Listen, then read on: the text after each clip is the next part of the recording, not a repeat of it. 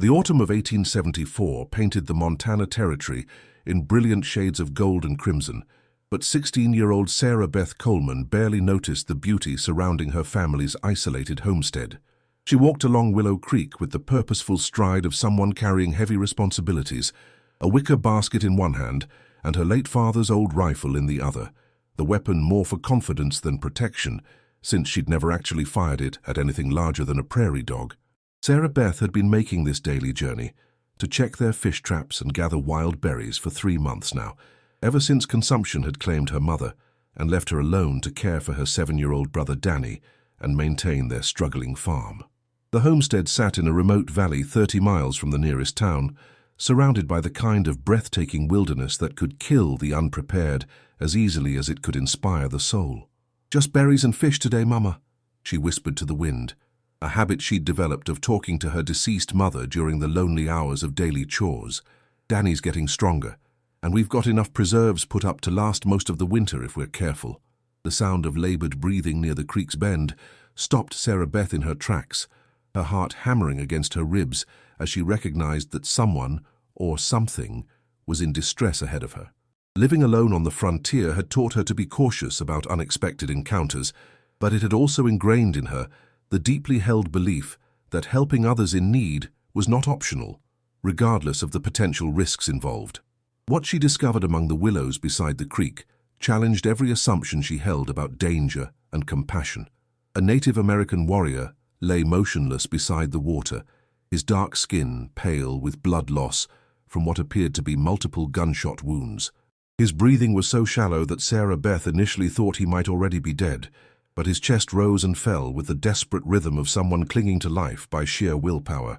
The man appeared to be in his 20s, with the lean build and weathered features of someone who had spent his entire existence in harsh wilderness conditions. His clothing and weapons marked him as Lakota, one of the tribes that white settlers had been taught to fear above all others. Recent tensions in the territory had everyone on edge, with stories of raids and conflicts creating an atmosphere of mutual suspicion and hostility. Sarah Beth's first instinct was to retreat immediately and pretend she had never seen the wounded warrior. Every story she'd heard about Indian attacks, every warning from neighbors about the dangers of contact with hostile tribes screamed at her to turn around and hurry home to safety. But looking at the unconscious man's face, she saw not a fearsome enemy but a human being in desperate need of assistance. "Lord, help me," she whispered, setting down her basket and rifle before kneeling beside the wounded stranger. "What am I supposed to do with you?"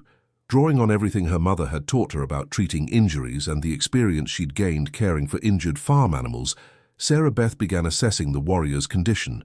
He had been shot at least twice, once in the shoulder and once in the leg, and had apparently crawled or been carried to this sheltered spot beside the creek to drink water and rest.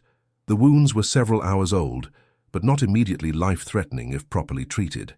What concerned Sarah Beth more was the warrior's obvious exhaustion and the fact that he appeared to be running a fever.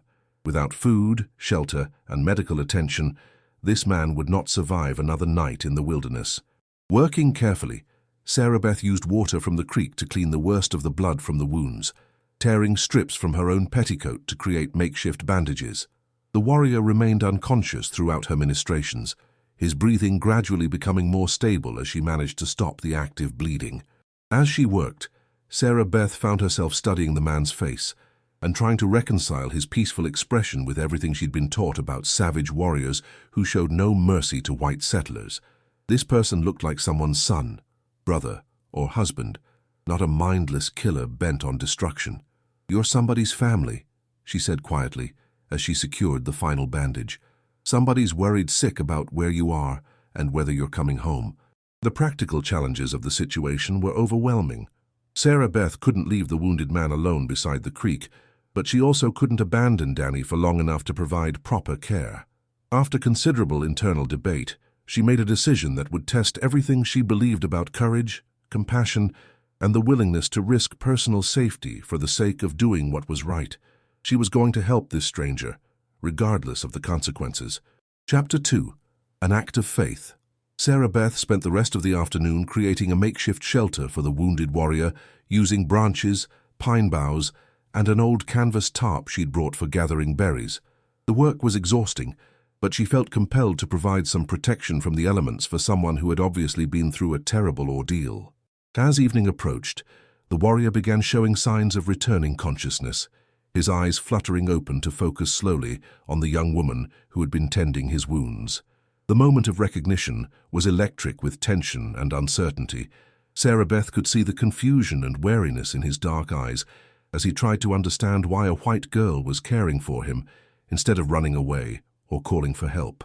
"Easy," Sarah Beth said softly, keeping her hands visible and her movements calm. "You've been shot pretty bad, but I think you're going to be okay if you don't try to move around too much." The warrior spoke in what she assumed was Lakota, his voice weak but clearly questioning. When Sarah Beth shook her head to indicate she didn't understand, the man made a visible effort to switch to broken English.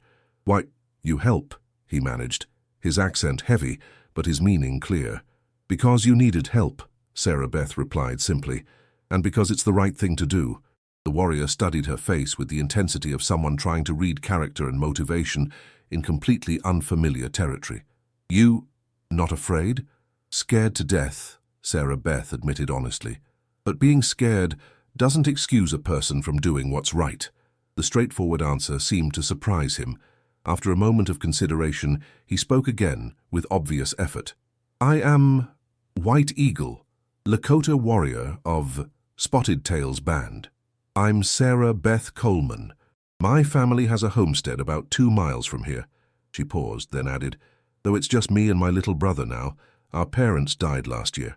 White Eagle's expression showed both sympathy and concern at this information. A young woman and child living alone in the wilderness represented vulnerability that even enemy peoples should protect, according to his cultural values. As darkness settled over the creek, Sarah Beth faced a difficult decision. White Eagle needed food and continued medical attention, but she had to return home to Danny, who would be frightened if she stayed away after dark. The 7-year-old had already lost both parents and depended completely on his sister for security and survival. "I have to go home to my brother," she explained, pulling a loaf of bread from her basket. "But I brought this for you. It's not much, but it should help you keep your strength up." The bread was one of 2 loaves she'd baked that morning, precious supplies that represented a significant portion of their food stores for the week. Sharing it with a stranger, especially one who might be considered an enemy, was both generous and potentially foolish from a practical standpoint. White Eagle accepted the bread with obvious gratitude, understanding the sacrifice involved in her gift. "You give food when you have little. This is great kindness. My mama always said that sharing what you have, even when it's not much, is what separates civilized folks from savages," Sarah Beth replied, then immediately regretted the choice of words given the circumstances. But White Eagle smiled slightly at her discomfort. "Your mother, be a wise woman. My grandmother say same thing, different words." As Sarah Beth prepared to leave, White Eagle reached into a beaded pouch at his belt and withdrew a small carved bone pendant shaped like an eagle in flight. The craftsmanship was exquisite, with tiny details that spoke of hours of careful work by a master artisan. "You take this," he said, pressing the pendant into her palm. "Show to any Lakota. They know you are protected one, friend of White Eagle." Sarah Beth accepted the gift with appropriate solemnity, understanding that she held something of cultural significance beyond its obvious artistic value. "What does it mean exactly?" "Means you under protection of my family, my band. Any Lakota warrior who see this must help you, not harm. Sacred promise." The implications weren't lost on Sarah Beth. In a territory where tensions between settlers and native tribes ran dangerously high, such protection could mean the difference between life and death if she ever encountered a war party or hostile warriors. "I'll come back tomorrow with better food and medical supplies," she promised, tucking the pendant safely into her dress pocket. "Try to rest and keep those wounds clean." The walk home through the darkness was both frightening and exhilarating. Sarah Beth had potentially saved a man's life, earned some form of mystical protection for herself and Danny, and taken the first step in what might become an unlikely friendship across cultural boundaries that most people considered insurmountable. But she had also committed herself to continuing contact with someone her neighbors would consider a mortal enemy, risking not only her own safety, but her brother's welfare if her actions became known to the wrong people. "Please let me be doing the right thing, Mama," she whispered to the star-filled sky as their cabin came into view. "Please let this turn out to be worth the risk." Danny was waiting by the window when she arrived, his small face pressed against the glass with the worried expression of a child who had learned that people sometimes disappeared and never came back. "Sarah Beth, I was scared something happened to you." "I'm fine, little brother," she assured him, pulling him into a fierce hug while the eagle pendant pressed against her heart like a secret promise. "Everything's going to be just fine." But even as she spoke the words, Sarah Beth wondered if she was making a promise she could keep, or if her act of compassion would bring consequences she couldn't yet imagine. Chapter 3. The Bond Deepens. For the next week, Sarah Beth made daily trips to White Eagle's hidden shelter, bringing food, fresh water, and gradually better medical supplies that she carefully gathered without arousing Danny's suspicion. She told her brother she was checking extended trap lines and foraging for winter stores, which wasn't entirely untrue, but omitted the most significant detail of her activities. White Eagle's recovery progressed remarkably well under Sarah Beth's careful attention. His natural resilience, combined with her practical nursing skills, learned from caring for her dying parents, had turned what could have been a fatal situation into a manageable healing process. More importantly, their daily conversations had developed into an unlikely friendship that transcended the cultural barriers both had been taught to consider insurmountable. "Your English is getting much better," Sarah Beth observed on the 7th day, as she changed his bandages with supplies she'd quietly purchased during a rare trip to town. "You are good teacher," White Eagle replied, his accent still noticeable, but his vocabulary expanding daily. "And you listen like words matter. Most white people hear Indians speak, think we are stupid." "That's their loss," Sarah Beth said matter-of-factly. "Some of the smartest things I've ever heard have come from folks who didn't speak perfect English."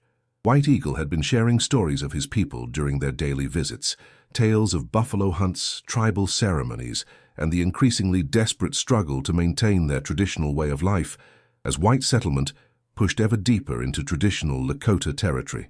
Sarah Beth found herself fascinated by descriptions of a culture so different from her own, yet based on similar values of family loyalty, community cooperation, and respect for the natural world. "Your people, they live in same place always?" White Eagle asked, genuinely curious about settler life.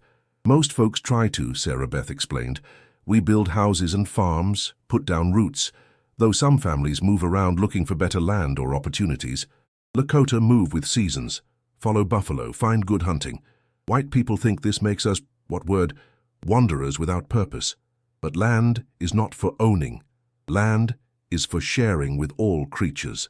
These conversations challenged many assumptions Sarah Beth had held about Native Americans, replacing vague fears and hostile stereotypes with genuine understanding of complex people facing impossible circumstances.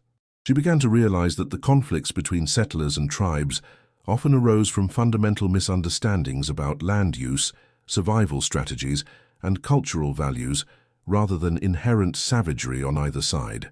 On the 8th day, White Eagle announced that he felt strong enough to attempt the journey back to his people. His wounds had healed sufficiently for travel, and his extended absence would be causing concern among his band members who might organize dangerous search parties. "I must go," he said with obvious regret. "But first, I must ask favor that may seem strange to you." "What kind of favor?" White Eagle's expression grew serious as he struggled to find appropriate English words for concepts that didn't translate easily between cultures. "Among my people, when someone saves life, it creates sacred debt. Debt must be repaid or spirits become angry, upset." "You don't owe me anything," Sarah Beth protested. "I just did what anybody decent would do." "No," White Eagle said firmly, "not anybody. You risked much to help enemy of your people. This creates special obligation. I must bring gift to honor what you did, or I bring shame to my family." Sarah Beth tried to argue, but White Eagle's insistence suggested that accepting his gratitude was actually more important to him than her modesty about the situation. Finally, she agreed to allow him to bring some token of appreciation, assuming he meant a small craft item, or perhaps some jerky for their winter supplies. "But nothing valuable," she insisted, "and nothing that would get either of us in trouble if folks found out about it." White Eagle's smile suggested he had something specific in mind, but he declined to elaborate on his plans. "You will see. Lakota know how to honor sacred debts. As White Eagle prepared to leave their secret meeting place for the final time, Sarah Beth felt an unexpected sadness at the end of their unusual friendship.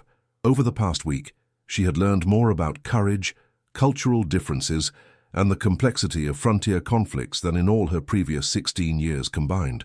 "Will I see you again?" she asked, as he gathered his weapons and prepared to mount the horse that members of his band had secretly brought to a prearranged location. "Perhaps, if spirits will it and both our peoples survive what comes next." White Eagle paused, studying her face with obvious affection and respect. "You have great heart, Sarah Beth Coleman. Do not let fear or hatred make it smaller." "You be careful out there," she replied, "and remember, if you're ever hurt or in trouble again, you know where to find help." White Eagle nodded solemnly, understanding that she was offering sanctuary that could be incredibly dangerous for her to provide. Sacred bond does not break, even when people are far apart. You will always be sister to White Eagle. As he rode away into the wilderness, Sarah Beth stood beside Willow Creek, feeling profoundly changed by their brief but intense friendship. She had saved a life, learned invaluable lessons about cultural understanding, and gained protection that might prove crucial in the uncertain times ahead. But she had also committed herself to keeping dangerous secrets and maintaining loyalties that her community would consider treasonous if discovered. Chapter 4. The Miraculous Gift. 3 weeks passed without any sign of White Eagle or his people, and Sarah Beth began to wonder if their brief friendship had been nothing more than an extraordinary interlude that would fade into memory. She continued her daily routines of caring for Danny, maintaining their homestead, and preparing for the harsh Montana winter that would soon test their survival skills to the limit. The first sign that White Eagle had not forgotten his promise came on a crisp October morning, when Danny burst into the cabin with excitement radiating from every inch of his small frame. Sarah Beth! Sarah Beth, come quick! There's something amazing in the barn." Expecting to find that one of their few remaining chickens had laid an egg in an unusual location, or perhaps that a wild animal had taken shelter overnight, Sarah Beth followed her brother outside with the casual interest of someone accustomed to minor rural surprises. What she discovered in their modest barn defied every expectation and challenged her understanding of what was possible in the world she thought she knew. The small building, which had housed only their milk cow and a few farm tools the previous evening, now contained 12 magnificent horses, war ponies, draft animals, and riding horses of quality that would have been remarkable in the finest stables of eastern cities.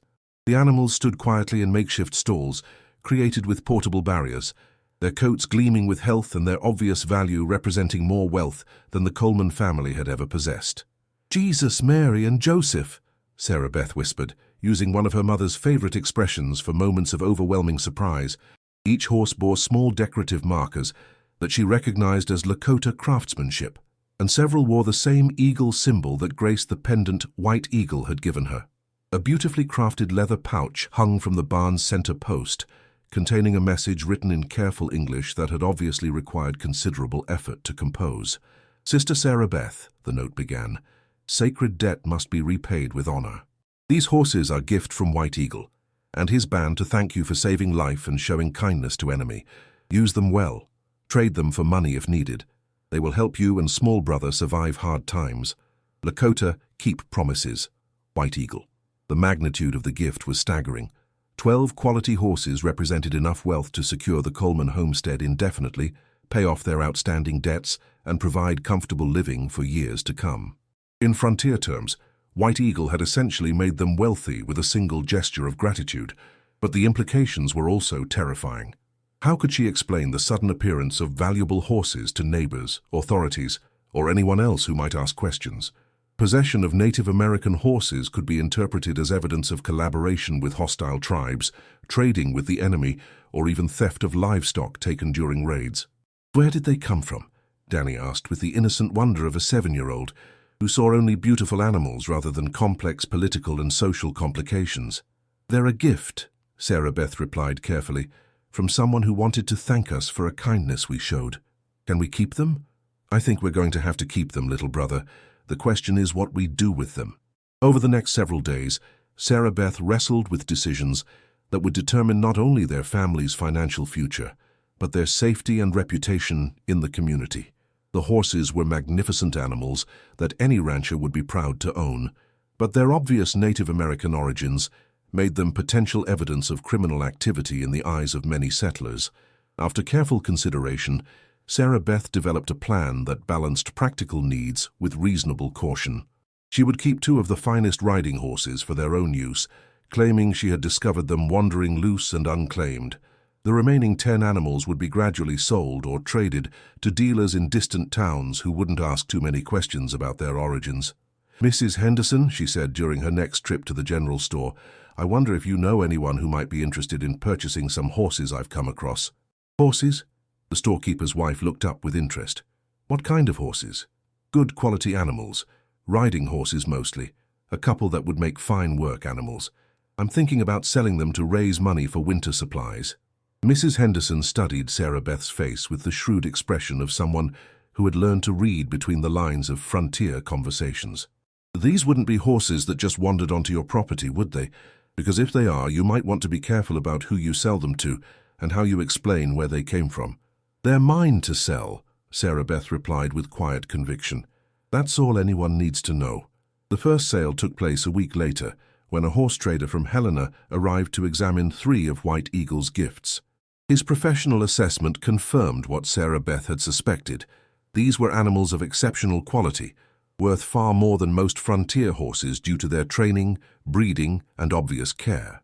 "Miss Coleman," the trader said after completing his examination, "these are some of the finest horses I've seen in 20 years of business. Where on earth did you acquire them?" "They were given to me," Sarah Beth replied honestly, "by someone who felt he owed me a debt." The trader paid her more money than she had ever seen in one place, enough to secure their homestead and provide comfortable living through the coming winter.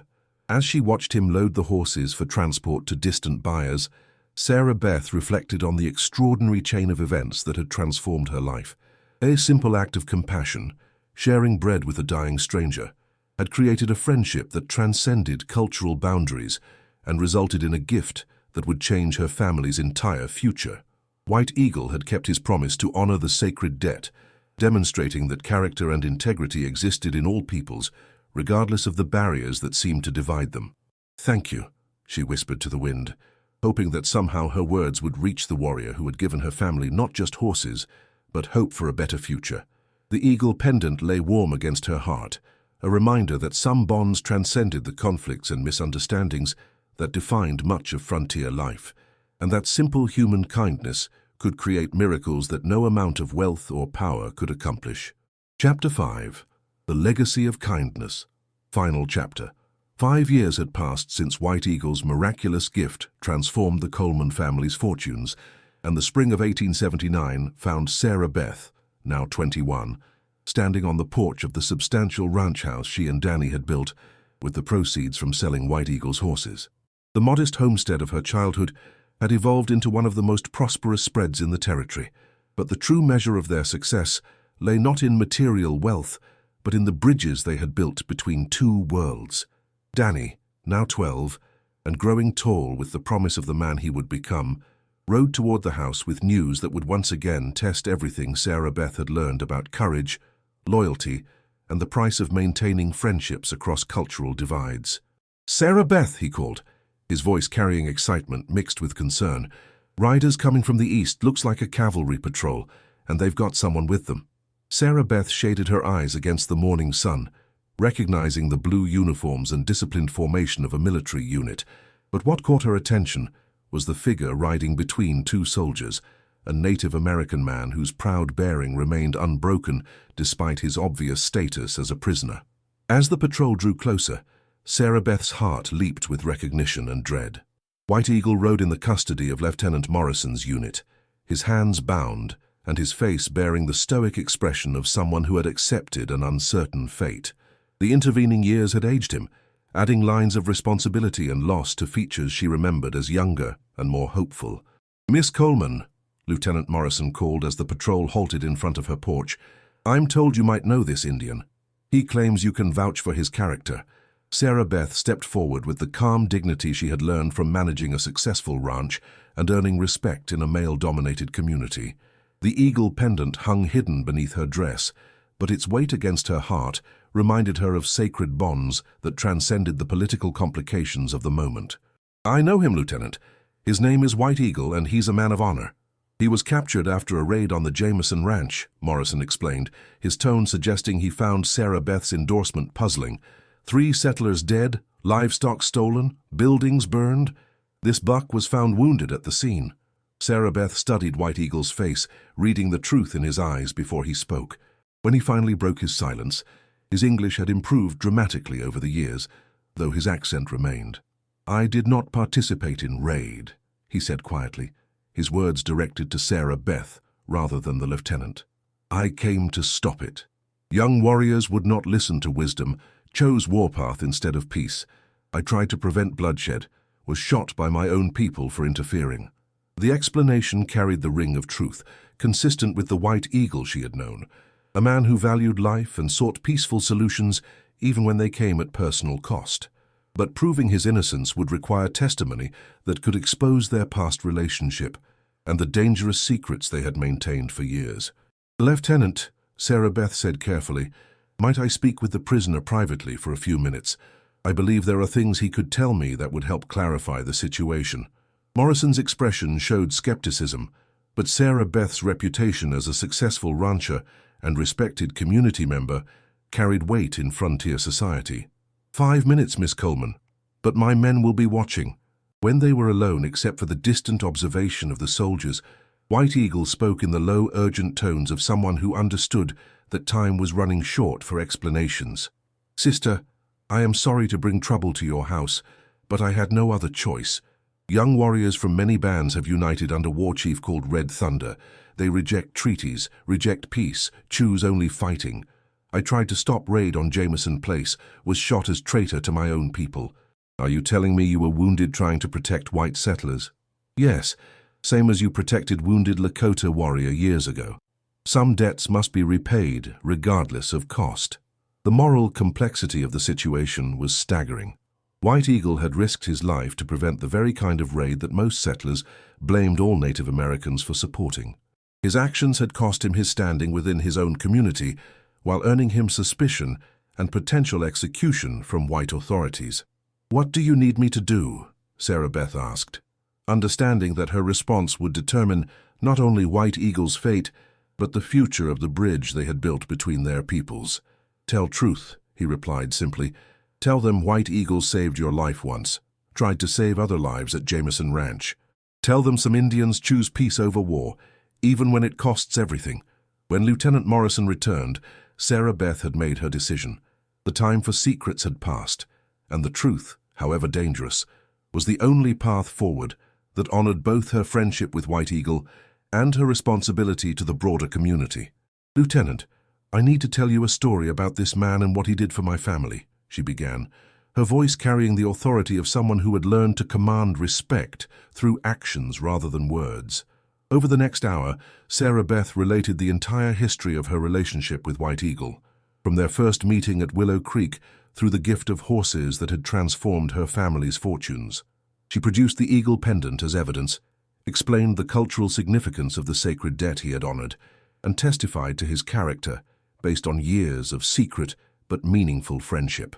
"You're telling me," Morrison said slowly, "that this Indian saved your life, gave you valuable horses, and now was shot by his own people for trying to prevent a raid on white settlers?" "That's exactly what I'm telling you, Lieutenant, and I stake my reputation on the truth of every word." The lieutenant studied both Sarah Beth and White Eagle with the careful attention of a career military officer who had learned to evaluate character under pressure. Finally, he made a decision that would be controversial, but reflected his growing understanding of the complex realities that defined frontier relationships. "White Eagle," he said formally, "you're free to go, but you cannot return to hostile bands, and any future contact with whites must be peaceful and lawful." As the cavalry patrol prepared to depart, White Eagle approached Sarah Beth with the same dignity he had maintained throughout his captivity. "Sister, you have saved my life twice now, once with bread and bandages, once with truth and courage. Sacred debt grows larger instead of smaller." "No more debts," Sarah Beth replied firmly. "We're family now, remember? Family doesn't keep score." White Eagle smiled. the first genuine expression of joy she had seen since his capture. Then I ask one final favor, not as debt but as brother asking sister. What do you need? Let me stay. Work for you, help build ranch, show other Indians that peace is possible. Red Thunder's war will fail because it fights against changing world instead of adapting to it. Some of us must choose different path. And so began the final chapter of their unlikely friendship. White Eagle became the foreman of the Coleman Ranch, bringing not only his own skills, but gradually attracting other Native Americans who chose cooperation over conflict. Their success became a model for peaceful coexistence that influenced territorial policy and demonstrated the possibilities that emerged when people chose understanding over hatred. Years later, when historians wrote about the end of the Indian Wars in Montana Territory, they often cited the Coleman Ranch as an example of successful integration. But for Sarah Beth, now married and raising children who grew up bilingual and bicultural, the true lesson was simpler and more personal. A loaf of bread shared with a dying stranger had grown into something far greater than either culture could have achieved alone. It had created a family that transcended racial boundaries, a ranch that proved cooperation could be more profitable than conflict, and a legacy that would influence generations of children who learned that kindness was always stronger than fear. The eagle pendant, now passed down to her eldest daughter, remained a symbol not of debt repaid but of bonds that could never be broken, proof that sometimes the smallest acts of compassion could change entire worlds, one person at a time. Standing on her porch each evening, watching White Eagle teach her children to ride in the traditional Lakota style, while Danny managed the ranch accounts with skills learned from both cultures, Sarah Beth reflected on the journey that had brought them all to this place of peace and prosperity. Her mother had been right. Sharing what you had, even when it wasn't much, was indeed what separated civilized people from savages. But the definition of civilization, Sarah Beth had learned, had nothing to do with race or culture, and everything to do with the willingness to see others as human beings deserving of dignity, respect, and compassion. The simple act of offering bread to a wounded stranger had taught her that some gifts multiply when shared, creating abundance where scarcity once reigned and building bridges where others saw only insurmountable divides.